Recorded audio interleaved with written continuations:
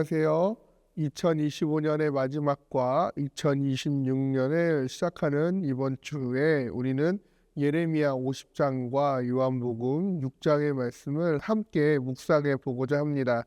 말씀을 통해 한 해를 마무리하고 또 새로운 한 해를 말씀 안에서 소망하는 뜻깊은 한 주가 되시기를 바랍니다. 의미가 있는 이번 한 주 동안 우리는 말씀을 묵상하면서 예레미야서를 통해서는 심판 속에서 준비되는 회복을, 그리고 요한복음을 통해서는 참된 생명으로 초대하시는 예수님을 만나게 될 것입니다.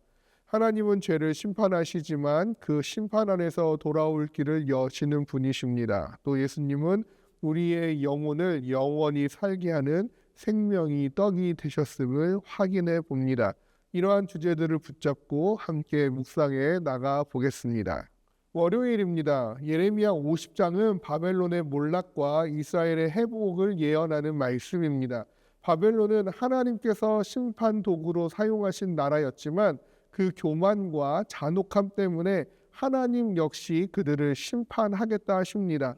1절에서 하나님은 예레미야에게 바벨론을 향한 말씀을 선포하라 명령하시죠. 그래서 선포하다라는 것은 크게 외치다, 드러내다라는 의미로 사용됩니다. 즉 하나님께서는 감추지 않으시고 공개적으로 바벨론의 심판을 선언하시겠다라는 것이죠. 2절에서 놀라움, 사로잡힘, 부끄러움 등의 단어가 나오는데 이는 강대해 보였던 바벨론이 완전히 무너질 것을 나타내는 표현들입니다. 특히 우상 벨과 무로닥이 부끄러움을 당한다는 표현은 바벨론이 의지했던 모든 신의 무능함을 드러낼 것이라는 것을 하나님께서 말씀하고 계시다라는 것을 의미하죠. 따라서 4절, 5절에서 하나님은 이스라엘과 유다가 함께 돌아올 것이라고 하십니다. 여기서 눈물을 흘리며 돌아온다라는 표현은 진정한 회개와 회복의 시작을 의미합니다. 또 영원한 언약을 찾는다는 말은 하나님과의 깨어지지 않는 관계의 회복을 의미하고 있는 것이죠. 즉 하나님께서 바벨론을 향하여서는 그들의 교만과 우상숭배, 폭력에 대한 철저한 심판과 그들의 무너짐을 말씀한다면 이스라엘에 대해서는 회개하는 자에게 주어지는 영원한 언약과 회복을 말씀하고 계시죠. 즉 심판은 악을 향하고 회복은 하나님을 찾는 자에게 주어진다라는 것을 우리는 살펴볼 수 있습니다. 따라서 우리는 늘 우리의 삶 가운데 하나님께 돌아가는 것이 필요합니다. 그 하나님께 돌아간다라는 것은 우리의 회개로부터 시작되어지는 것이죠. 내 마음 안에 있는 교만과 우상 숭배가 있다면 그 모든 것들을 하나님 앞에 내려놓는 시간을 가지시기를 원합니다. 말씀 한 구절을 정해서 그 말씀에 순종할 결단을 적어보시고 그 돌이키는 행동으로 나의 삶 속에서 실천해 나갈 때에 그것이 비로소 우리로 하여금 하나님을 찾는 자들이 누릴 수 있는 그러한 영원한 언약의 회복으로 우리를 이끌어 가게 될 것입니다. 화요일 말씀입니다. 화요일은 예레미야 50장 6절에서 10절 말씀인데요. 바벨론에 의해 포로가 된 이스라엘은 길 잃은 양처럼 흩어져 버립니다. 그리고 그들은 영적 지도자의 부재 속에서 혼란을 겪고 있는 중에 있습니다. 6절에서 하나님은 예레미야에게 명령하시죠. 이스라엘의 상태 그대로를 선포하라 명령하십니다. 잃어버린 양이라는 것은 길을 잃다, 멸망하다라는 뜻인데 이것은 이스라엘이 하나님을 잃어버린 그 영적인 상태를 보여주는 표현이라고 할 수 있을 것입니다. 그들은 하나님을 잃어버렸기 때문에 산에서 산으로, 작은 산으로 돌아다녔다라고 표현됩니다.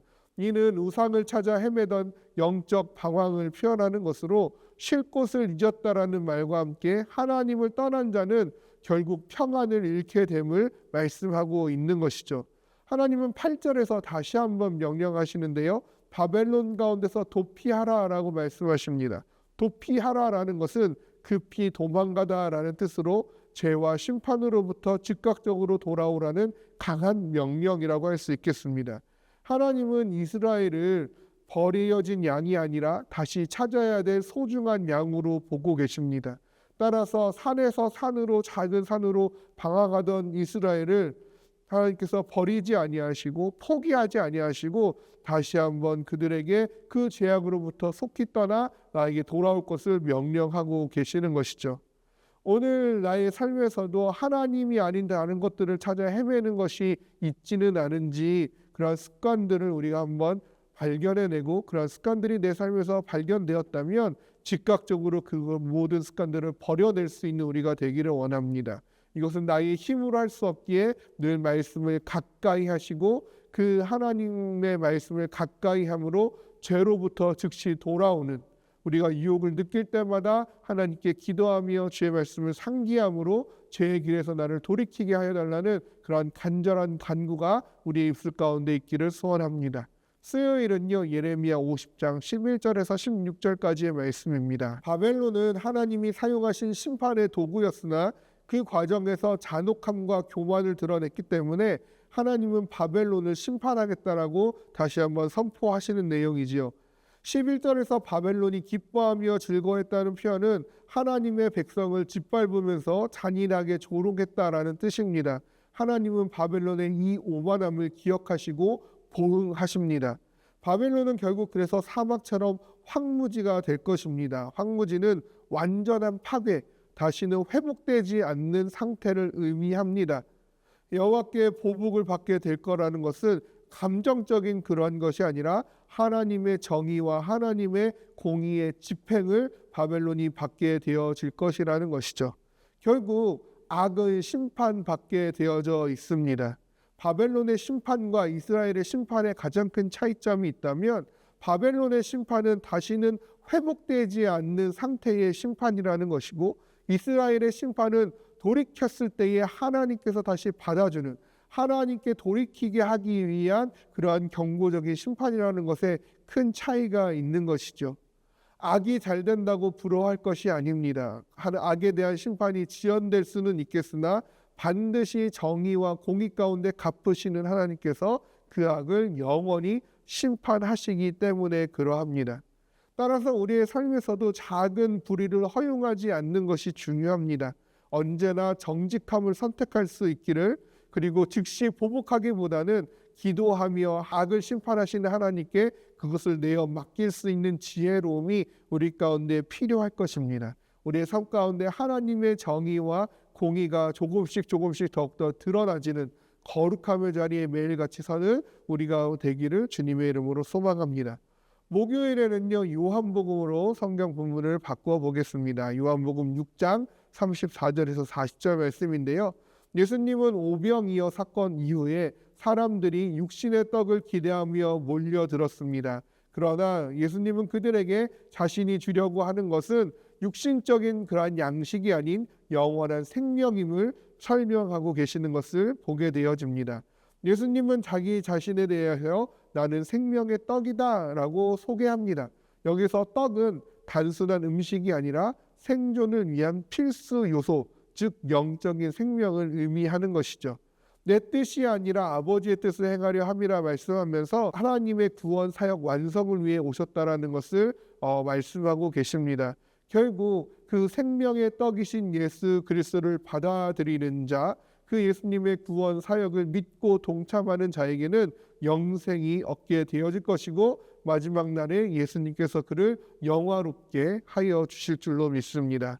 결국 예수님은 영혼을 살리고 우리의 가장 깊은 배고픔을 해결하는 유일한 공급자가 되시는 것이죠.